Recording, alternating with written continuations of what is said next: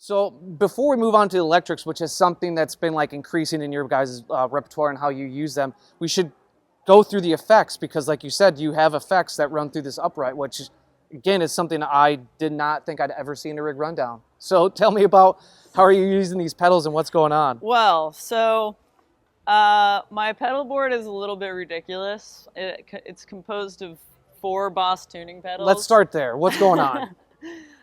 So with these 2 pickup signals that I'm blending, I'm putting each of them into a tuning pedal. Oh. And a lot of that actually just has to do with muting during the show. Like I need to be able to mute them both at the same time. So these are now like fused together by Luke Milanese, one of our engineers, did that for me a few years ago.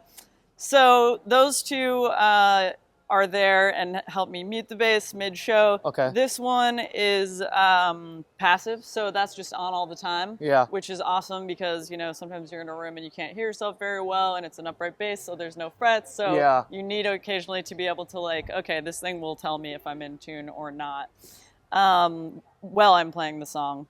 And then the 4th Boss tuning pedal is for my electric bass. Okay. And these other pedals, I've got 2 POGs here. Yep. And one is just set to a low octave. So that one I use, like for example, in the song "Good Kisser."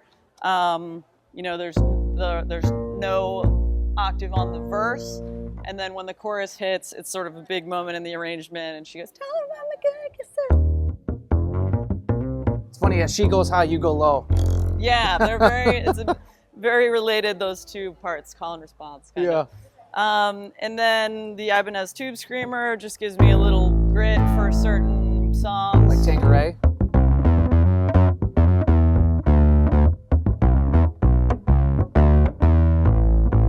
And I love that. A tube screamer on a upright bass. Yeah, it works surprisingly well.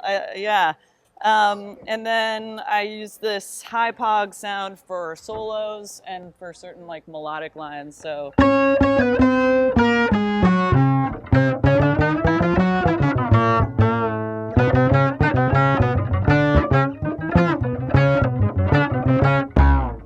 yeah. So rad. So that just helps me again kind of like cut through the other loud instruments on the stage. Yeah, you have a lot to compete with. Now, how are you using the bow? Is that getting used, like, I should ask, is the Tube Screamer getting used with the bow to help, like, sustain, or is that no pedals? I don't usually use effects on the bow, although maybe I should. I feel like this low octave could be cool. Ooh, very dramatic. Yeah, I use this for an intro to the song Hypotheticals, and usually once I finish playing with it, Ian is here, and I toss it to him. It's a carbon fiber bow, so don't worry about it. It's strong. Yeah. And I see you have DI boxes, so that's using no amp, so you're going DI out to front of house.